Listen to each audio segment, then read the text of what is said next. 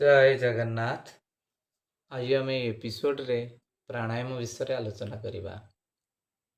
ताले आसंतु आमे जानिबा जे प्राणायाम काहाको कहा जाय थाए एवं प्राणायाम केउ समय करिबा उचित एवं यार चारोटी की पॉइंट कौन एवं विभिन्न प्रकार प्राणायाम गुड़िकर नाम एवं ये प्राणायाम करिबा द्वारा आमको मिलुथिबा बेनिफिट्स बा आमे ये प्राणायाम कौन कौन उपकारिता पाई था। साधारणतः ब्रीदिंग कंट्रोल को बा निश्वास एवं प्रश्वास मध्य समन्वय रक्षा करी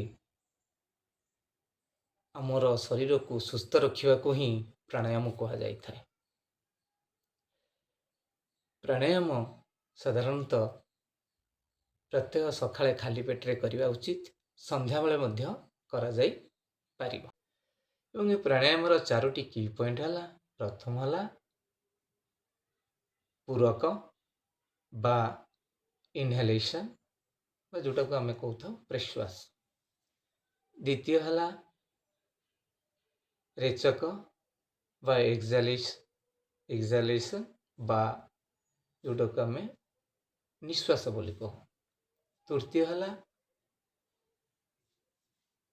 जे अंतर कुंभक अर्थात इनर ब्रीथ रिटेंशन बा इंटरनल ब्रीथ रिटेंशन। फोर्थ हला बहिर्कुंभक बा एक्सटर्नल ब्रीथ रिटेंशन। तापर आसंतु आम से प्राणायाम गुड़िकर नाम कौन जानिबा। प्राणायाम तो एमती विभिन्न प्रकार बहुत प्रकार अच्छी, तो तन्मध्य मु केते गुड़े नाम कहूँ।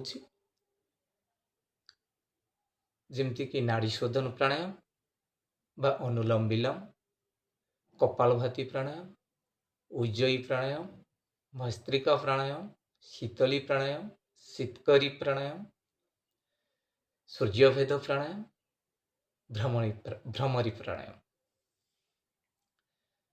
तो ये प्राणायाम करने द्वारा आम कौन कौन बेनिफिट्स अठार पाई था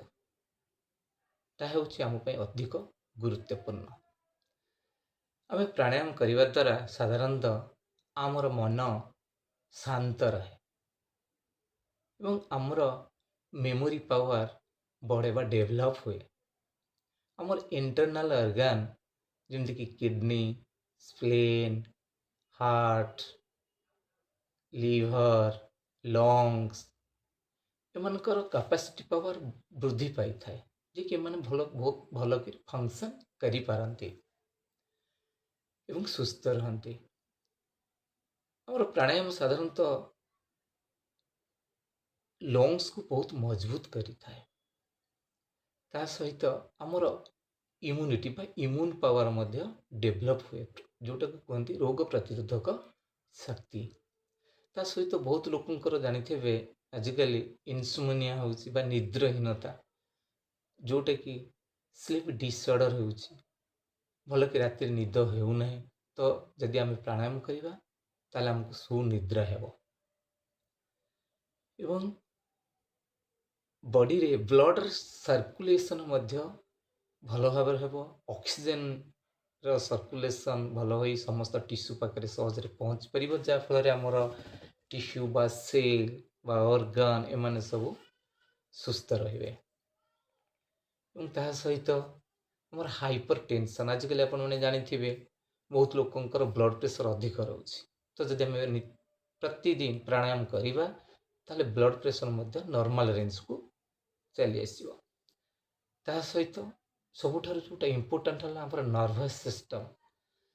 हमर नर्वस सिस्टम ये कौन करे ना एक्टिव करी थाए एवं नर्वस सिस्टम एक्टिव रहिबा फल रे आमे सुस्थ रही पारो। तो यह आम पाइका प्राणायाम होची बहुत गुरुत्वपूर्ण। तेणु आम प्रत्यह प्राणायाम करिबा